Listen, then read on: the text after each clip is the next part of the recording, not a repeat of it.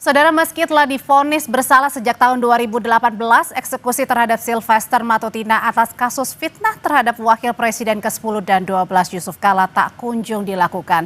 Dan kini kasus tersebut diklaim kuasa hukumnya telah kadaluarsa. Kita akan membahasnya bersama dengan narasumber kami, ada Roy Suryo selaku pihak yang terus mendesak Sylvester Matutina untuk segera dieksekusi. Selamat malam, Mas Roy. Ya, selamat malam Mbak Udrin, selamat malam juga Prof. Hipnu, selamat malam juga Mas David dan semua pemirsa Kompas TV. Dan ada juga hadir bersama saya di studio ada David Pajung, Wakil Ketua Umum Barajp. Selamat malam Bang David. Malam Mbak. Dan ada juga kita melihat dari sisi hukumnya begitu ya, bersama dengan Guru Besar Hukum Pidana ada Profesor Hipnu Nugroho. Prof. Hipnu, selamat malam. Malam Mbak, malam Mas David, malam Mas Roy. Malam Prof, malam Mas Roy.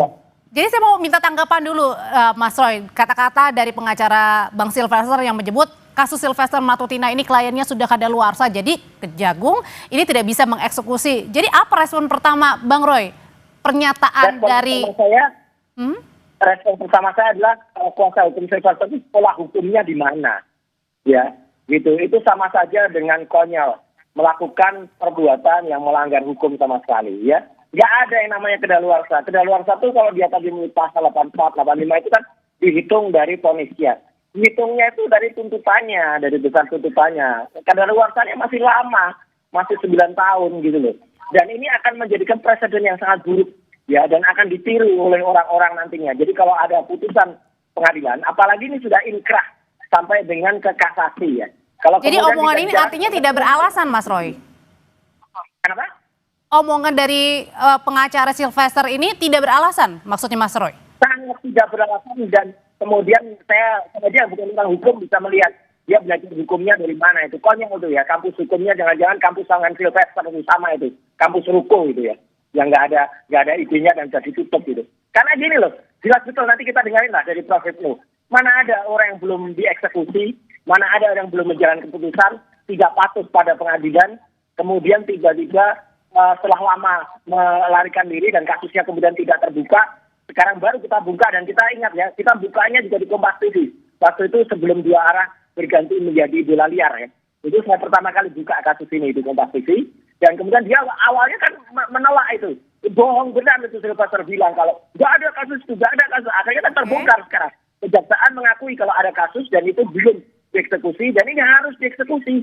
Jadi kita juga desak ya, sama seperti kata Bang Resmond tadi, ini harus tetapkan DPO. Kalau ditetapkan, maka apa yang dilakukan oleh para pengacara itu adalah obstruction of justice, jadi dia adalah obstruction of justice, dia melanggar hukum, dan dia juga harus masuk juga itu pengacara-pengacara itu gitu. Nah, Mas Roy, kalau gitu saya tanyain ke Prof. Hipnu. Prof. Hipnu, sebenarnya arti kadaluarsa ini seperti apa? Dan dalam kasusnya Bang Sylvester sendiri yang sudah divonis 1,5 tahun ini, kalau kadaluarsa berapa? Ya, begini Mbak, daluarsa itu sebagai bentuk di mana negara tidak dapat melaksanakan eksekusi. Maka sebagai bentuk sanksi bagi negara, maka sudah tidak dapat dilakukan suatu eksekusi lagi. Nah, daluarsa itu ada daluarsa penuntutan dan daluarsa eksekusi. Kasusnya Pak Sylvester, daluarsa penuntutan itu lamanya adalah sama dengan daluarsa penuntutan. Daluarsa penuntutan sama dengan daluarsa eksekusi, ditambah sepertiga, 12 tahun. Karena di dalam pasal 84 itu secara rigid ya, terhadap kasus barang cetakan itu 5 tahun, pelanggaran 2 tahun. Nah, ini yang menjadikan, dan saya dulu pernah dalam sebagai dosen diberikan ada suatu PR, barang cetakan, ini Mas David Mbak, barang cetakan itu sampai daluarsa 6 tahun. Nah, begitu keluar ditangkap. Nah, itu bagian penangkapan, kan sudah daluarsa. Nah, oleh karena itu sebetulnya, kalau memang Pak Sylvester sudah, saya sebagai orang umum ya, kalau menyatakan sudah tidak daluarsa, berarti keluar aja dong. Nanti begitu ditangkap jaksa, laporkan polisi penangkapan. Gitu loh, ini kasus ini sering terjadi, karena daluarsa ini. Karena penegakan hukum di Indonesia itu secara teori hukum memang dalam arti tidak bekerja dalam ruang hampa, Mbak. Jadi kalau dalam artian bahasa sederhananya dalam kasus Bang Sylvester ini sebenarnya dari 2018 ya, kemudian divonis, sekarang ini artinya belum kadaluarsa di 2025. Kalau melihat data dalam rumusan pasal 8485 itu belum. Karena yang secara lex stricte ditentukan itu hanya pelanggaran dan kejahatan percetakan. pelanggaran ditentukan maksimal 2 tahun setelah itu daluarsa, percetakan 5 tahun dahulu. Selainnya adalah sama dengan daluarsa penuntutan plus tambah sepertiga. Jadi pembentuk undang-undang kayaknya memang melamakan terhadap eksekusi ini. Kan gitu, Mbak. Karena ini suatu yang problem, Mbak.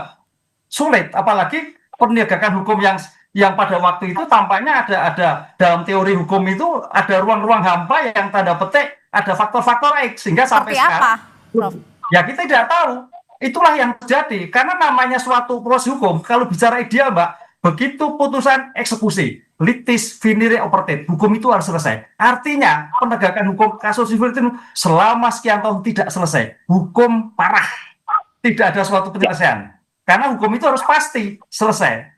Itu, Mbak, kira-kira. Nah, katanya kemarin pengacara Bang Silvester bilang Bang Silvester ini tidak kemana-mana, Bang David lagi ada di Jakarta. Nah, pertanyaannya Bang David udah menghubungi Bang Silvester dan kemana sebenarnya Bang Silvester yang selama ini kita cari-cari? Usai jeda ya Bang ya, tetap bersama kami di Sapa Indonesia Malam. Bang David tadi menjawab kemana Bang Silvester yang ada di Jakarta. Kita putar ulang kembali ya Bang ya. Pernyataan dari pengacara Silvester Matutina, Lekumanan yang menjelaskan bahwa Kejaksaan Negeri Jakarta Selatan ini tidak bisa mengeksekusi kliennya karena kasusnya telah kadaluarsa. Terkait dengan referensi hukum yang bisa saya sampaikan terhadap perkara Silvester Matutina, bahwa jelas pasal yang menjerat Pak Silvester telah kadaluarsa, menjalankan putusan terkait dengan undang-undang hukum pidana yaitu pasal 8485 bahwa peristiwa tersebut telah kadaluarsa dan tidak patut untuk dieksekusi lagi. Untuk perkara pidana PK itu boleh dilaksanakan atau diajukan sebanyak 5 kali. Sehingga yang kemarin itu memang adanya sakit yang mengakibatkan tidak bisa hadir, kemudian PK tersebut telah kami cabut. Teman-teman, telah saya cabut, kami cabut ya, rekan daripada saya telah mencabut dan sekarang kami menunggu penetapan dari Ketua Pengadilan Negeri Jakarta Selatan. Nah, kami berencana untuk mengajukan lagi PK kedua. Jadi Bang David sebenarnya Bang Silvester ada di Jakarta mana? Apakah Bang David juga sudah menghubungi Bang Silvester? Ya, saya sih kalau saya pribadi mengacu kepada pengacara resminya ya, Bung Silvester. Jadi pengacara sudah mengatakan bahwa ada di Jakarta. Ya mungkin itu referensi kita ya. Secara pribadi saya sudah berapa lama nggak ketemu, tapi terakhir 3 bulan kemarin lah ketika awal-awal kasus itu masih di Jakarta. Saya ketemu juga masih di Jakarta. Tapi 2 bulan terakhir ini ya kita karena kesibukan ya. Tetapi referensi kita kan di pengacara. Pengacara beliau mengatakan, yang bertanggung jawab secara hukum juga mengatakan bahwa Bung Silvester itu ada di Jakarta, nggak kemana-mana kok. Nah pertanyaannya kan, kenapa belum dieksekusi? Nah tadi dari pengacara sudah ada pegangan hukum ya, soal daluarsa kasus pasal 84 KUHP, itu pengacara yang punya argumen hukum. Kemudian kalau saya melihatnya kan pertama gini, kejaksaan itu punya diskresi penuh untuk melakukan eksekusi apa enggak. Karena di situ di kejaksaan juga ada 2 pedoman yang dijadikan dasar untuk mengeksekusi atau enggak sebuah kasus. Pertama, saya catat di sini soal perja ya, Peraturan Kejaksaan nomor 15 tahun 2020 dan Pedoman Jaksa Agung nomor 18 2021. Ini 2 aturan ini memberikan diskresi kepada kejaksaan untuk menginterpretasi dan diskresi pada diri mereka, pada institusi mereka untuk melakukan eksekusi atau tidak. Nah berdasarkan pendekatan-pendekatan itu kita yakin kenapa sampai hari ini masih terjadi ambigu untuk melakukan eksekusi. Karena adanya perja dan perja dan pedoman kejaksaan ini. Jadi maksudnya Bang David bilang bahwa ini sebenarnya tinggal tunggu kejaksaan yang mengeksekusi saja, artinya tidak kadaluarsa, bisa dieksekusi? Ya, satu sisi kan argumen hukum yang dibangun oleh penasihat hukum kan seperti itu, bahwa ini daluarsa. Nah sisi lain saya melihat kenapa pada sisi institusi kejaksaan kenapa masih menahannya. Di persepsi saya karena 2 aturan ini, Pedoman Jaksa Agung dan perja itu nomor 15 tahun 2020 itu menjadi pegangan mereka. Karena gini, di dalam 2 aturan ini pertimbangan asas hukum itu menjadi pertimbangan stressing point pada kejaksaan. 1, ada 3 asas pertimbangan hukum ya. Pertama, pertimbangan keadilan ya, asas keadilan. Yang kedua, pertimbangan asas di sini keadilan ya. Yang ketiga, asas manfaat. Nah, kasus ini kan sebenarnya kasus kecil ya, kasus pribadi antara Pak JK dengan Silvester. Ini bukan kasus besar, kasus korupsi, kasus luar biasa, kasus kecil antara dua pribadi. Nah, perlu juga dicermati sebenarnya ini kan tuntutan 310, 311 di KUHP itu sebenarnya itu delik aduan murni. Yang seharusnya ketika kasus ini muncul itu harus dilaporkan oleh Jadi Pak JK sendiri. Artinya dengan kasus kecil ini harusnya bisa dieksekusi, artinya adalah bisa dilanjutkan. Ya, sebenarnya asas manfaat itu yang menjadi pertimbangan kejaksaan belum mengeksekusi karena tidak memberi manfaat besar ketika ini ditahan ataupun dieksekusi. Nggak ada dampak katanya Mas Roy kepada masyarakat karena kasus pribadi dua orang ya. Itu pertimbangan. Dan kata Bang Silvester katanya juga sudah damai begitu ya. Dan sudah damai, itu penting menjadi catatan ya. Mas Roy, katanya kasus kecil nggak perlu dibesar-besarin. Ya, benar. Satu, kasus kecil atau besar, yang jelas perkara ini sudah inkrah sampai ke level kasasi. Artinya Silvester waktu itu sudah diputus ke pengadilan negeri, naik ke pengadilan tinggi, kemudian naik ke Mahkamah Agung dan sudah inkrah. Artinya inkrah ini sudah berkekuatan hukum tetap. Itu sudah putusan pengadilan. Nggak ada lagi yang namanya damai-damai itu gitu loh. Kalau orang yang ngerti hukum, saya aja nggak sekolah di hukum aja ngerti hukum. Ya, itu nggak usah lagi membantah. Artinya sudah harus dieksekusi. Saya berpegang pada jawaban dari Kapusen Hukum, Pak Anang tadi. Kecuali Pak Anang mengatakan, maaf, karena kasus yang sudah daluarsa, kami menyerah, sudah nggak bisa pegang. Enggak, itu baru yang namanya daluarsa. Ini kan insinuasi dari para penasihat hukumnya aja nih. Dari Lecumanan itu yang nggak tahu hukumnya dari mana itu ya. Jelas betul Pak Anang itu masih menyatakan kita tunggu Silvester untuk datang. Dan mungkin dia tidak memiliki orang untuk bisa menangkap. Itu aja. Ini tapi sebenarnya ada. yang ini harus dilakukan eksekusi. Karena kejaksaan, baik juga Kejaksaan Agung dan juga Kejaksaan Negeri, tidak mengakui daluarsa. Itu aja. Kalau tidak mengakui kedaluarsa, menurut Mas Roy sendiri, kenapa akhirnya pihak kejaksaan ini harus menunggu saja begitu yang dikatakan bahwa oke, kalau pengacara sudah tahu Bang Silvester di mana, ayo bawa aja. Kenapa harus seperti itu?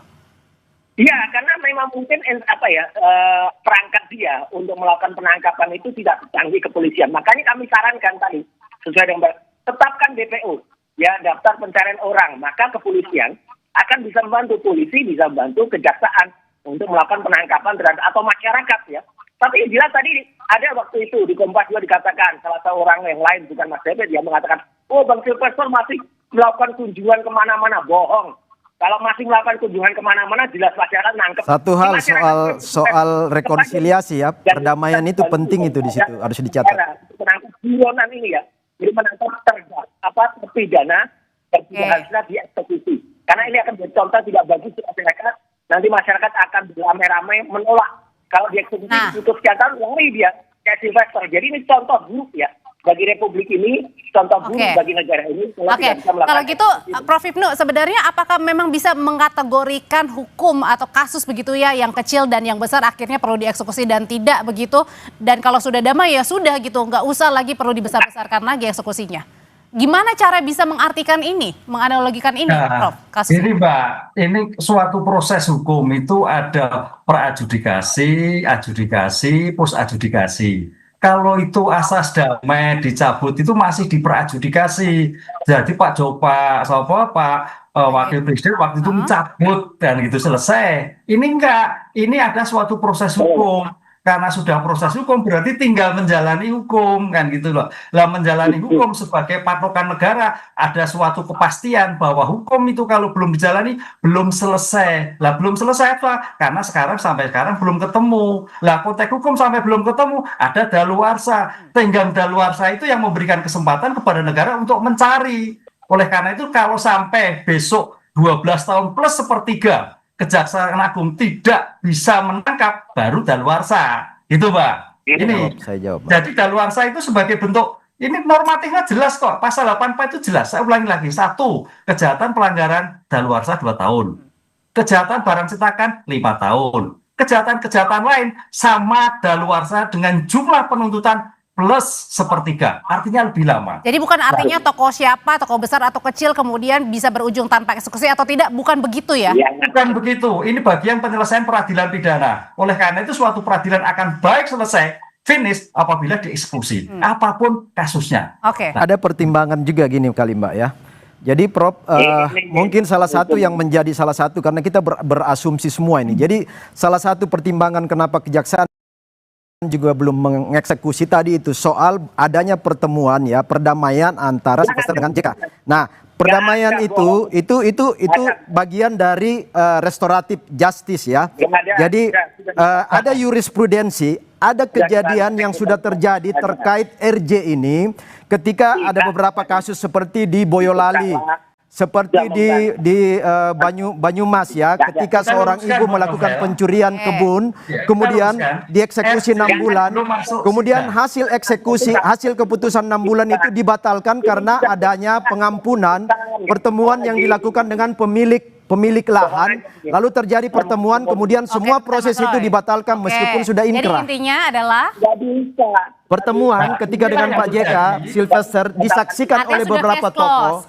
Itu salah satu pengaruh kenapa sampai hari ini menjadi dasar pertimbangan oleh kejaksaan sehingga tidak dilakukan eksekusi. Itu bisa menjadi pertimbangan hukum loh. Ya.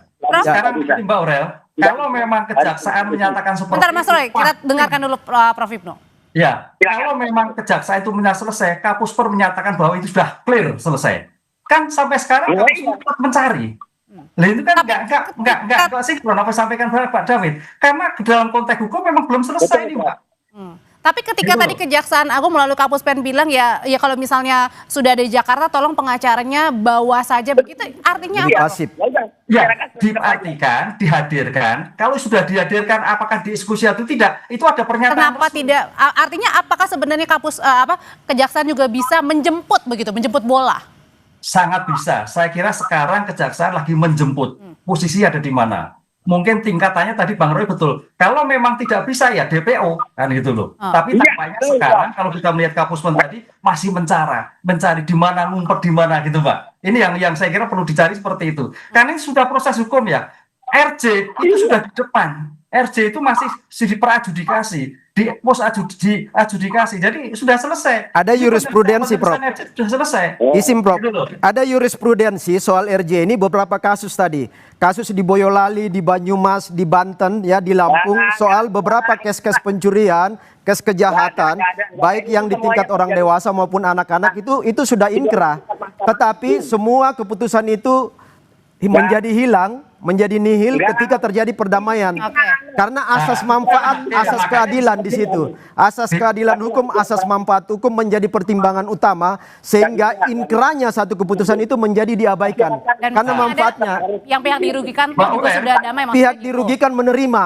Nah, ini juga kasus ini sudah terjadi pertemuan dengan Pak JK. Karena dilihat oleh masyarakat bahwa penyelesaian RJ damai itu dalam litigasi persidangan waktu itu sebelum diputus. Jadi artinya tidak bisa ya Prof ya, tetap jalan ya. Sudah inkrah, Prof. Diputus bisa. Beberapa kes sudah inkrah. Oke, kita dengarkan Mas Roy. Jurisprudensi beberapa kes sudah inkrah.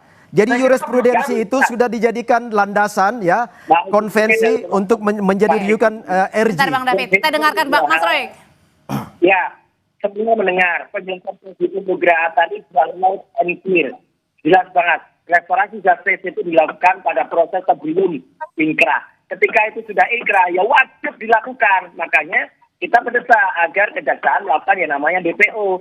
Karena apa? Karena mungkin perangkat kejaksaan tidak seperti kepolisian yang punya cabang-cabang sampai ke tingkat Polres, Polsek untuk menangkap. Apalagi kalau Sylvester nanti mengajukan lagi yang namanya PK. Mengajukan PK itu datang sendiri ya tangkap. Gitu loh. Tapi makanya kan kemarin PK-nya juga ditolak karena pakai surat dokter, gugur Mas Roy. Nama penyakitnya juga nggak jelas. Ini jelas ini adalah pembangkangan hukum. Contoh sangat tidak bagus ya. Kalau ini terjadi lagi dan ini jadi presiden yang sangat buruk bagi Indonesia. Kita mendesak agar negara harus punya marwah menangkap yang namanya Sylvester Mato Tina. Berbicara soal akan mengajukan PK kembali, PK kedua, Prof Hipno. Oke, apakah bisa mengajukan PK kedua ketika kemarin pada saat pengajuan saja yang bersangkutan tidak hadir dan akhirnya dinyatakan gugur karena sakit? Dalam putusan Mahkamah Konstitusi yang terbaru, PK diberikan kesempatan 1 kali lagi. Jadi tidak sampai berkali-kali. Jadi bisa ini yang kedua? Iya, kalau kemarin sudah berarti masih kesempatan 1 kali. Ini berdasarkan putusan, karena kalau bicara kuap itu cukup 1 kali. tapi sebagai respon dalam rangka mencari keadilan, maka putusan Mahkamah Agung memberi kesempatan satu kali lagi untuk mengajukan suatu PK. Setelah itu selesai. Itu bisa dilihat. Ya, Prof. Jadi sekarang kalau menurut keterangan kawan-kawan pengacara dari Bung Sylvester ini, mereka sedang diam dulu Roy. Ya, Mas Roy. Mereka sedang mengumpulkan data dan bukti berikut untuk mengajukan PK berikutnya, Prof. Nah, ini memang memenuhi unsur keputusan MK tahun 2023 kemarin ya, keputusan MK 34 2013 itu bahwa kemungkinan untuk mengajukan PK itu dibuka. Nah, ini sedang dipersiapkan oleh pengacara mereka. Saya mau bilang gini. Ini kan bicara, ini saya heran Mas Roy, Rismon apa yang paling ngotot dalam kasus ini. Padahal ini bukan orang yang berperkara, bukan orang yang bersengketa. Sementara JK sendiri dengan Sylvester sudah bertemu, sudah baik-baik aja. Justru orang-orang luar seperti Mas Roy ini yang ngotot untuk itu.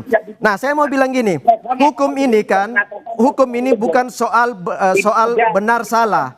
Hukum itu adalah soal dibenarkan dan disalahkan. Jadi kenapa terjadi beda persepsi terhadap penangkapan ini? Karena ini soal interpretasi yang berbeda. Jadi bukan soal benar salah tapi dibenarkan dan disalahkan dalam ketika pengacara Bang Sylvester mengatakan kasusnya sudah kadaluarsa, kalau gitu kenapa harus mengajukan PK lagi? Ya, karena ini dianggap masih bagian dari peluang-peluang yang diberikan oleh hukum ya. Jadi semua kemungkinan yang diberikan oleh hukum, ruang yang ada itu dimanfaatkan secara maksimal oleh tim mereka, tim Sylvester. Termasuk kemungkinan PK dimanfaatkan. Daluarsa ketika nanti ditangkap mereka akan ribut, akan melawan itu. Jadi semua pasal dimanfaatkan, Mbak. Semua pasal dimanfaatkan. Kalau gitu pertanyaannya sebenarnya kan Mas Roy ini bukan menjadi pihak yang paling dirugikan dalam kasus pencemaran nama baik Pak JK. Kenapa kemudian mendesak? Kenapa Mas Roy yang paling ngotot? Pertanyaannya gitu loh. Saya orang terkait langsung dengan Sylvester.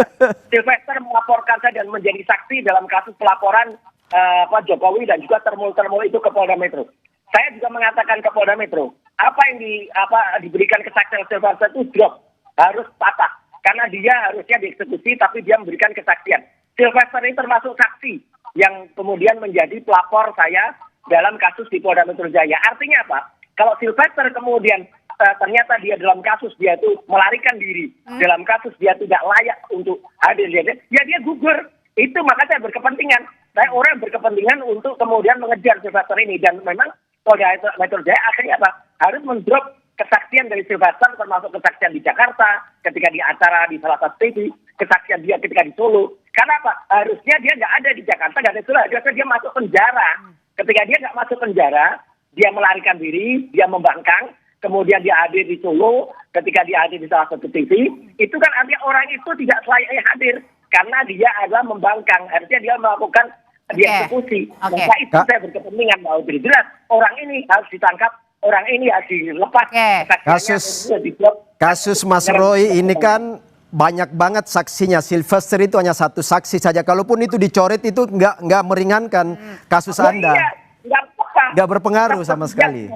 Karena dia bohong. Dia di acara Kompas 2 arah waktu itu bohong mengatakan saya sudah damai, saya sudah selesai. Mana?